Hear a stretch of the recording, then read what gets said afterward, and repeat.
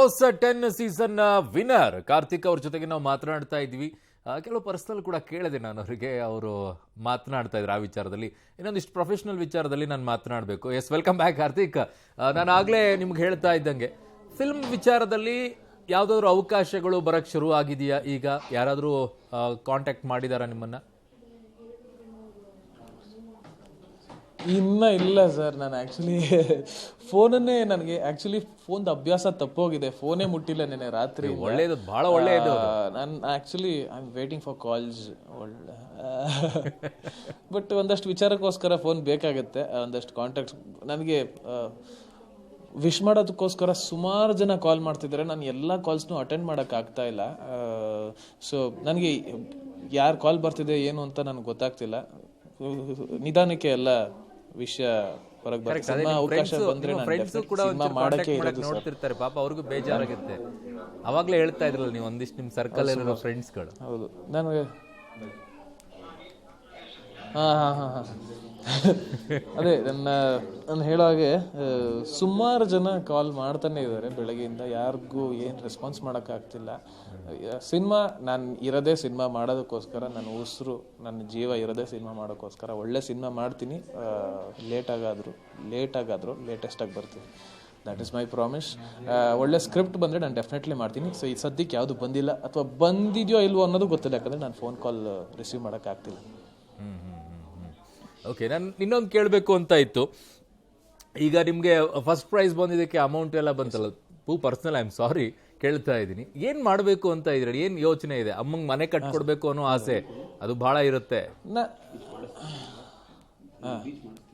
ಅದಕ್ಕೆ ಬಳಕೆ ಮಾಡಬೇಕು ಸರ್. ಅದೇ ಸರ್, ವೇದಿಕೆ ಮೇಲೆ ಹೇಳಿದ್ದೀನಿ. ಪರ್ಸನಲ್ ವಿಚಾರ ಓಪನ್ ಆಗಿ ಹೇಳಿದ್ದೀನಿ. ವೇದಿಕೆ ಮೇಲೆ ಹೇಳಿದ್ದೀನಿ. ಪರ್ಸನಲ್ ವಿಚಾರ ಅಲ್ವೇ ಅಲ್ಲ ಅದು. ನಮ್ಮ ಅಮ್ಮನಿಗೋಸ್ಕರ ಒಂದು ಮನೆ ಮಾಡಬೇಕು ಅನ್ನೋದು ನನ್ನ ಆಸೆ.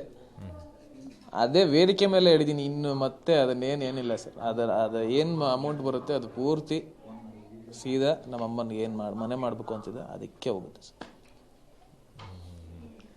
ತುಂಬಾ ಕನಸು ಅನ್ಸುತ್ತೆ ಅಲ್ವಾ ಮನೆ ಬಗ್ಗೆ?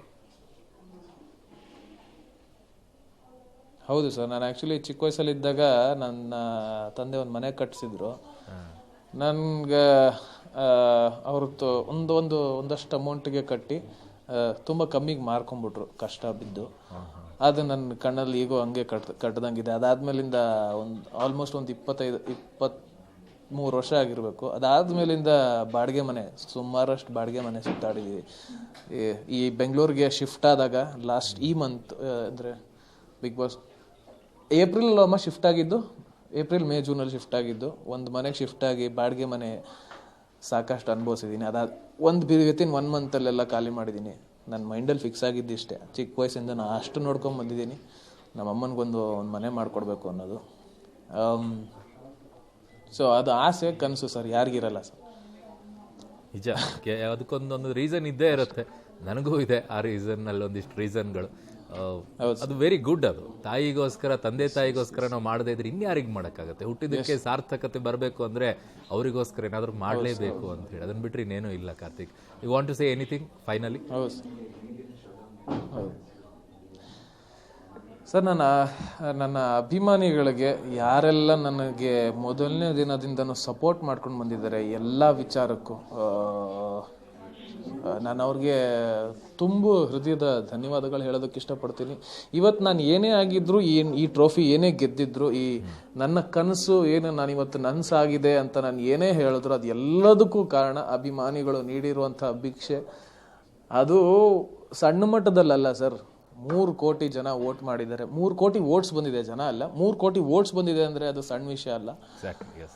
ಇದುವರೆಗೂ ಹಿಸ್ಟ್ರಿಲಿ ಯಾವತ್ತೂ ಈ ರೀತಿ ಆಗೇ ಇಲ್ಲ ಸರ್. ನಾನು ಒಂದಷ್ಟು ದಿನಗಳ ಮಟ್ಟಿಗೆ ಕಾರ್ತಿಕ್ ಅಂದರೆ ಯಾರು ಅಂತ ಗೊತ್ತಿರಲಿಲ್ಲ ಸರ್. ಬಿಗ್ ಬಾಸ್ ಬರೋಕ್ಕೂ ಮುಂಚೆ ಇವತ್ತಿಗೆ ಕಾರ್ತಿಕ್ ಅಂದರೆ ಇಡೀ ಕರ್ನಾಟಕ, ಕಾರ್ತಿಕ್ ಮಹೇಶ್ ಅಂತಂದರೆ ಇಡೀ ಕರ್ನಾಟಕಕ್ಕೆ ರೆಕಗ್ನೈಸ್ ಮಾಡ್ತಾ ಇದ್ದಾರೆ ಅಂತಂದರೆ ಅದಕ್ಕೆ ಇನ್ನೇನು ಹೇಳೋದಕ್ಕಾಗತ್ತೆ ಸರ್? ಇದೆಲ್ಲ ಅಭಿಮಾನಿಗಳು ನೀಡಿರೋ ಪ್ರೀತಿ. ವೇದಿಕೆ ಮೇಲೆ ಹೇಳಿದ್ದೀನಿ, ಅವ್ರ ಅಭಿಮಾನನ ತಲೆ ಮೇಲೆ ಇಟ್ಕೋತೀನಿ. ಅವ್ರು ಕೊಟ್ಟಿರೋ ಪ್ರೀತಿನ ಹೃದಯದಲ್ಲಿ ಇಟ್ಕೋತೀನಿ ಅಂತ. So that is my word. I will always keep up to it sir.